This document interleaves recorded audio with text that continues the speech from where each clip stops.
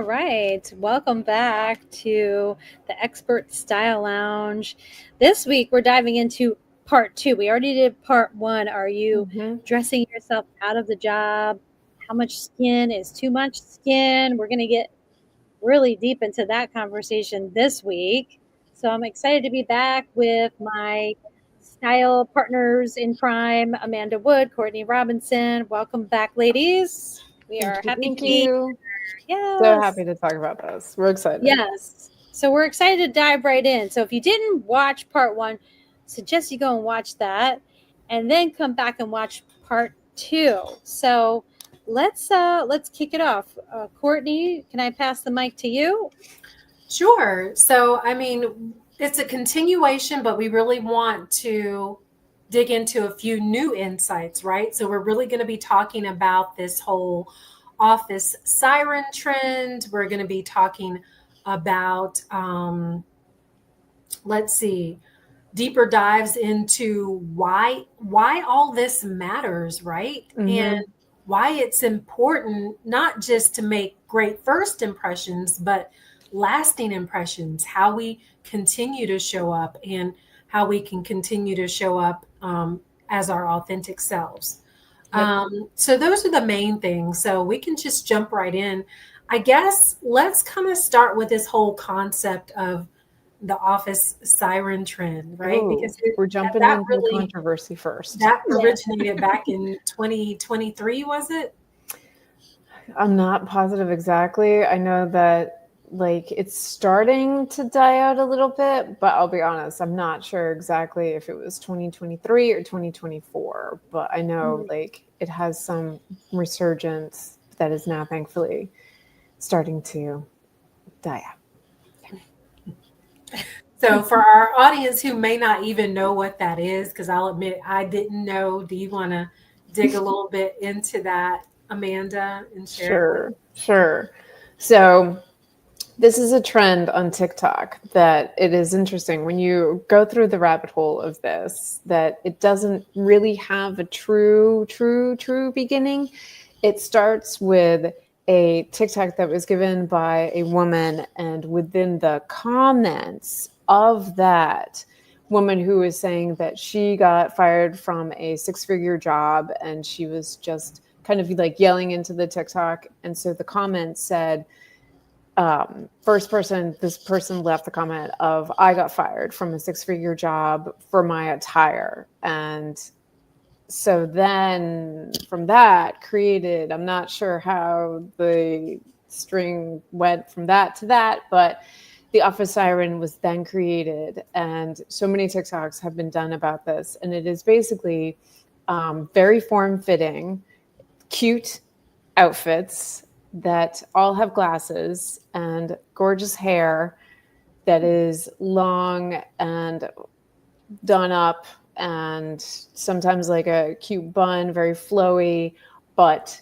the basis of it is very, short skirts, cleavage, strappy tank tops, and maybe knee-high socks and cute shoes in order for it to look cute. And as I'm saying all these things, I'm just like, I would never wear any of this to the office because I would be immediately looked at and know that I am giving the wrong message, because unfortunately humans are humans, and certain persons will see this as a request for more attention, if I can put it that politely, in the wrong direction that I may or may not want to be requesting. So even with my own description, I am just, wow, I would never wear this to work. So basically you can equate the office siren with the sexy secretary look. It's kind of the parallel that you could draw upon that. And that is my long, short answer to what it is. Yeah. Thanks for sharing that. Yeah. So kind of like this sexy corporate revival or something like that. I don't know, but I just don't think sexy and corporate go in the same sentence personally.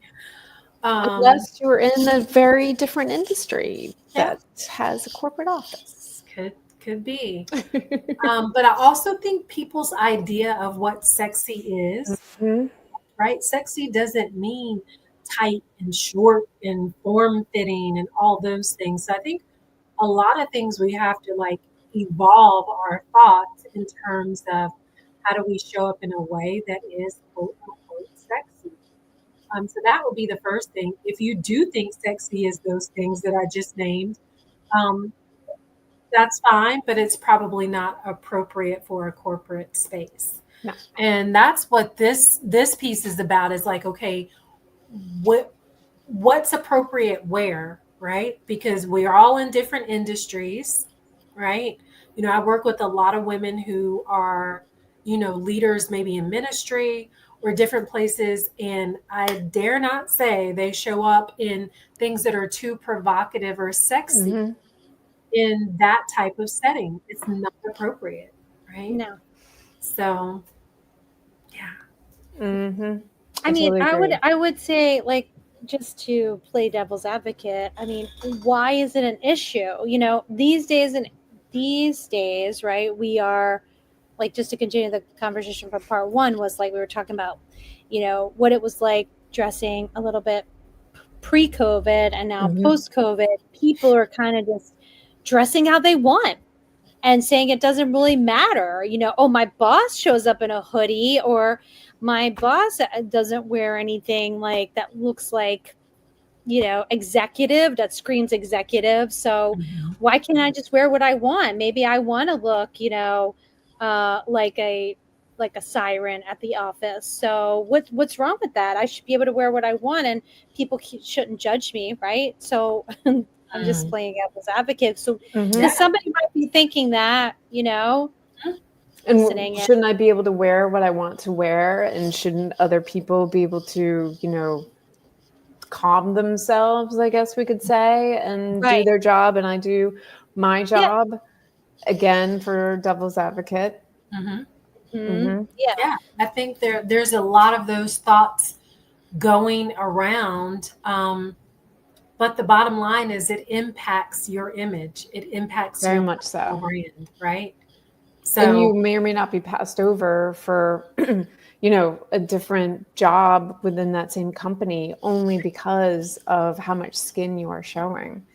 It's absolutely true, because guess what? It represents the brand and the company brand as well. And when I was speaking at an event earlier this year, it was a financial institution here in New York City, and the woman leading the event said, I look at who I'm going to pull into the room when I have a big client. Somebody who's a junior, right? She's a high level executive. Somebody who's a junior, she's going to look to see what they're wearing, because it actually matters if she's going to pull them in the room with her and the client. And it could be the day of, it could be something that wasn't planned. And if you're not dressed appropriately, guess what? You're not getting pulled into the room. You're not going to get into the meeting because you didn't show up in a way that looks appropriate. And you can take that for what it is, whether it was too sexy, too sloppy, too casual, it doesn't matter. But if every day you should show up your best self, because you don't know if that's the day that's going to be a big opportunity or not. That's exactly. Exactly.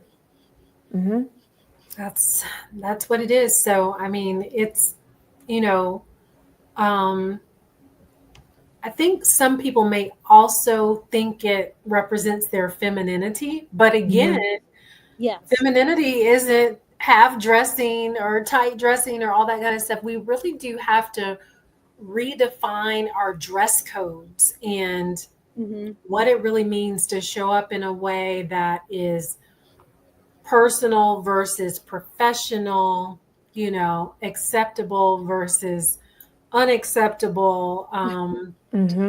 Right. Yeah. Because is it truly worth it to look cute and hop on a TikTok trend when you find yourself, in HR being sent home to try it again, and or losing your job because you have, dressed a certain way and showed too much skin? And I wanted to real quickly because I love the fashion history part of it, in that also for just literal history of this, and I apologize, I'm not sure if it was mentioned in the Odyssey or the Iliad, but the sirens were a female creature that was part woman and part maybe mermaid or maybe monster.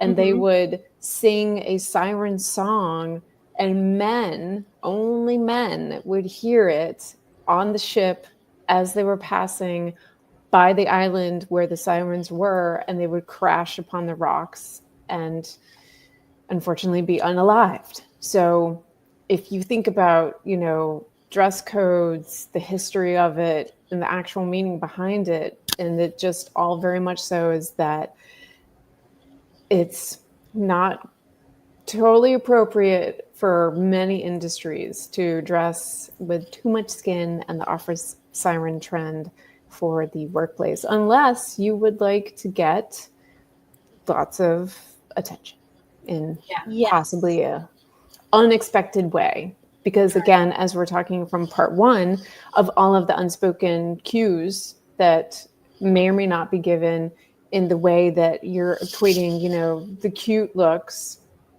with the unintended messaging. Yeah. It definitely distracts and detracts from your image, right? And from your message and your expertise. Right? Yes, exactly. You're not really hearing or seeing that. All they're seeing is what you're presenting versus even what you're able to communicate. Yeah. I want to say something because I remember now a story that I want to share from my own experience. One of my first jobs in my 20s, so I probably was like 24 years old, and I had a couple coworkers around my same age, and I was working for a fashion company. And I remember it was summertime and it was very hot, and my two coworker friends dressed with a dressed more for the weather and less about the workplace. I'll put it that way. I think that their outfit was a little skimpy. I'll say it that way. And the president at the time, he had a office on our floor, and he actually brought them in and said, "You have to go home and change." Because of what they were wearing was he deemed inappropriate. Yep. So now looking upon this, we are women of a certain age. Okay. We are no longer in our 20s. So I'm just thinking back to a time when, I was younger, and maybe you're just trying to figure out like your the way you should dress and what's appropriate, what not appropriate. And you might be just like, oh, I'm just wearing whatever, you know what I mean? Because you just think why does it matter? Nice, or right, why does it matter? Or maybe it's a hot day, like it is today when we're doing this. And you just were thinking like, why does it matter? And I'm saying it like sharing that story because it does, because it's a perception. And, in that particular instance that I shared, the president at the company thought it was inappropriate. And it was like, I remember that my friends going like, oh no, we like got in trouble. And like, they were kind of like like kind of taking a stance, like, well, I should be able to wear what I want. Right. Yep. And now looking back, I see how inappropriate it was.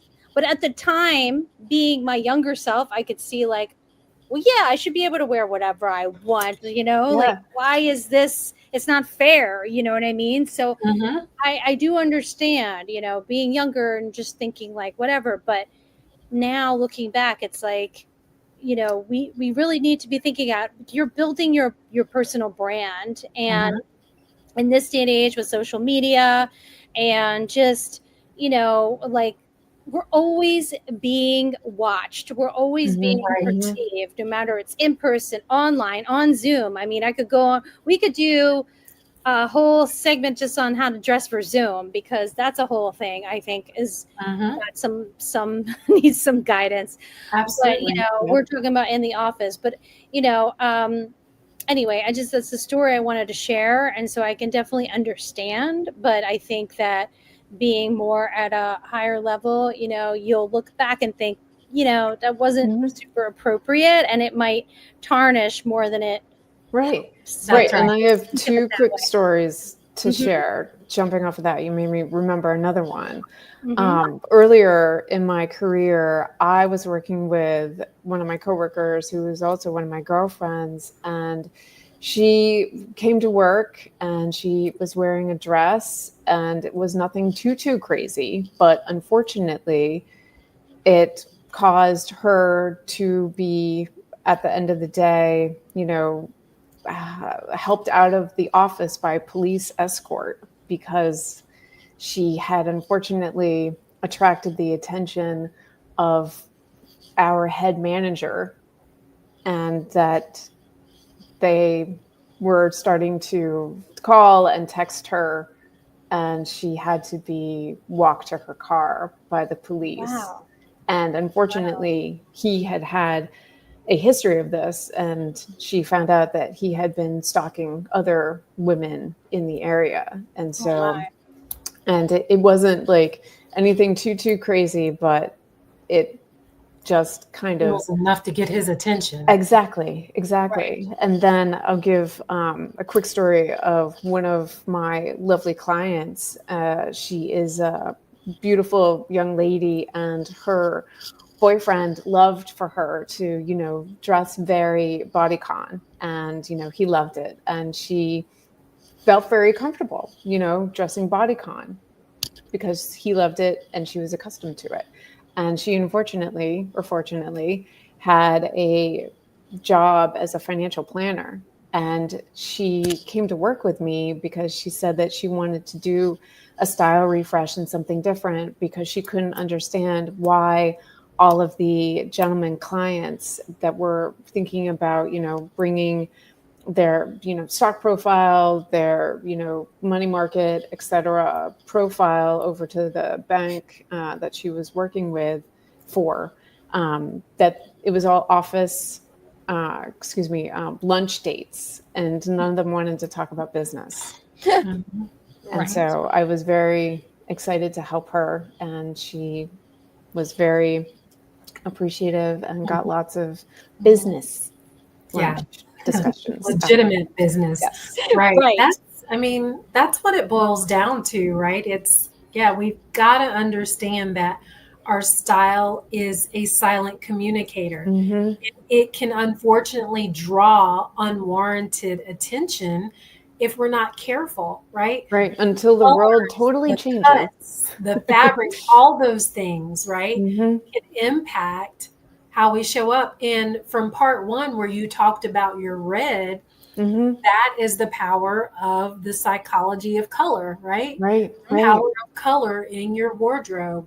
It can communicate something. So, Right. everything that you put on, you really need to be intentional about in Mm-hmm. terms of Mm-hmm. what you're trying to communicate, what Yep. message you want to send, how you want to be perceived, how you want to be remembered, Yep. Right. right?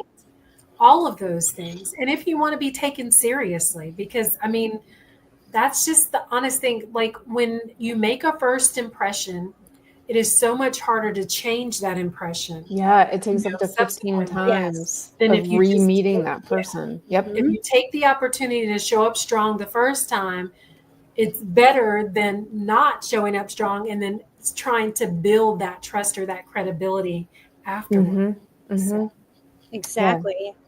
And also we were going to touch upon just when you have the job, right, where Yep. you're in your role, but you maybe want to get to the next level, or you think like, hey, you know what, I don't really have to try to dress any, because I'm already built trust at this company. Mm-hmm. They already know Mm-hmm. who I am. They know what I bring to the table, and I don't really have to put in an effort into what I wear. I mean, why does that matter now? I mean, I've been here, right? So like that's the other thing that we wanted to talk about. So does anybody have any thoughts about that?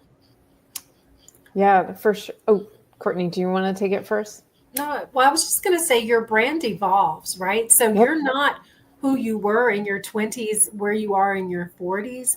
you want that to be reflected in your image in your wardrobe, right? Like, so you don't want to be 40 something, still dressing and acting and showing up in a way that you were in your 20s. Like that. I mean, I think that's just the way it is. Some of us want to hold on to these things from the past. I don't think that's what you want to hold on to, right? You want to evolve and become even a better version of who you were in your 20s. So. Yes. I agree. And then, like, I feel that, in terms of the showing too much skin possibly, and being at a job for a long time, that, certain people just through comfort, and I've been here for forever, get relaxed and complacent, comfortable, and we can, for men and women, like men might start, having their shirt, open way too much. And, the gentleman, might need to button a few buttons up, you're not down, happy hour just yet. Or, we can even go with, wearing like flip-flops to work. Is that too much skin? Because that just immediately, I have heard quite a bit of that lately, especially apparently the Italians don't love the Americans visiting because there's too much man skin of the flip-flops and the shorts. So we could, even bring that in. And then, at your current position, and, if you've been there for a minute, you might start possibly wearing, like spaghetti strap tanks, and you'd be like, I thought it was fine. Why not? Or belly shirts, and just, being a little bit too comfortable, but just remembering that being an entrepreneur, you always want to give your best first impression. Being at a company for a long time, every single day, people are taking notice, and you may or may not be getting that promotion because you've possibly gotten, too comfortable at the company, and, too comfortable in your attire, and that you might unfortunately, dress yourself out of a promotion, or as an entrepreneur, dress yourself out of that client just because of, what we've been chatting about for these part 1 and part 2 of the, unspoken communication that you're just communicating. And here's a tip. If you are virtual and you are dressed inappropriately, you are better off staying off camera. You just are. Let them look at your picture, your professional picture, versus seeing you, and it's okay. Sometimes people are not dressed appropriately. It's okay for you to say, I'm not camera ready.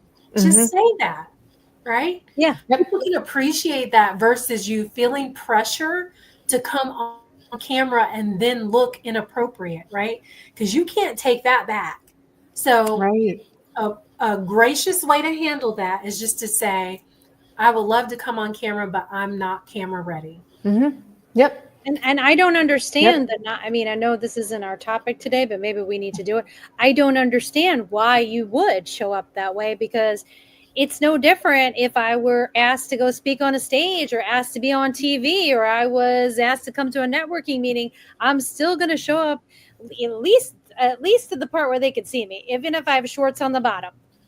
Well, for those of us who do work from home, like full time, there are a lot of meetings you can go to where you really don't have to be on camera, because it's kind of like whoever sets the tone. If that leader is somebody who's always on camera, everybody's going to be on camera. If it's a leader who doesn't want, then nobody turns their cameras on. But you should always be prepared, because you never know. You never know. Because you may have, after that meeting, your boss may say, hey, X, Y, and Z, I'd love for you to stay after, I'm actually going to pull in, other person, and we're going to have a quick chat, because I've actually been thinking of you for, this other role. And, like, you just never know. And you just always want to be, ready for an amazing opportunity, is what, all of us are saying. And all of us, with our clients, want them to have, best confidence, best, mindset, look their best, just have a great day and just always be ready for that Yeah, amazing that's opportunity. that all you said is correct, because here's the thing. If you're off camera, chances are you're not that engaged, right? Because Right. we live in a world where you're multitasking and True. you're doing all the things. So there are a lot of communities, and my company is moving more toward this. They want the leaders to encourage everybody Mm-hmm. to be on camera, right? Yes. So they're saying if you are a leader, you need to show up on camera. Yeah. You need to Yep. encourage your people to be on camera so that they can be engaged, right? Yes. I mean, think about that. And then that goes back to enclosed cognition and how we are and how we dress impacts how we show up, right? Mm-hmm. So if Right. you're in a hoodie or it's still in your pajamas or something that's not camera ready, then Yeah. you probably also aren't in the whole, you aren't that engaged. You aren't ready for the Exactly. conversation. Yep. Yeah. Whereas Yep. if you're dressed and you're prepared and you're put together, it changes your perspective and how you're ready to show up and engage with other people. Mm-hmm. And that's whether that's online or offline, it's the same thing. Like, just show up, put together, and Yeah. ready for Yeah. whatever, Yep. you know? Exactly. Ready for whatever. And I'll share a quick client story. I had a client come to me because he was ready for the next, and he was getting clarity on what that was, whether it was a new role, a new job, starting a business, but he knew he could step it up.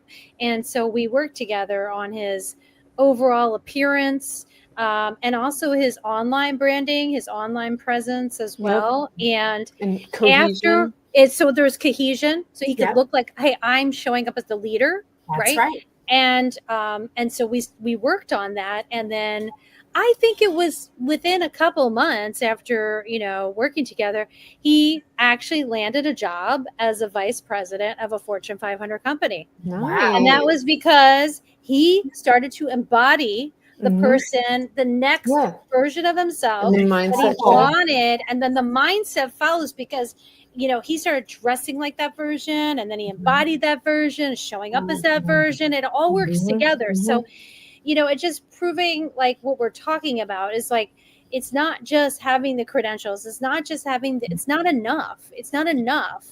It's the whole package. It's your whole brand, and your whole brand includes the way that you dress and the way Yep. that you show up.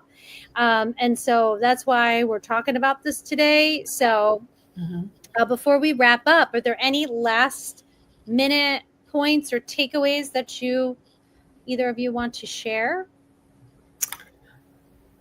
I'll go with the last bit on the office siren of, ladies, you are worth your, few minutes to just like check your fit, and you um, deserve all of the utmost respect. And none of us here are, body shaming or shaming anything. And we think that like all of you are gorgeous, and just take a minute, check your fit, be like, is this a fun trend I want to do, or am I ready for possibly the consequences?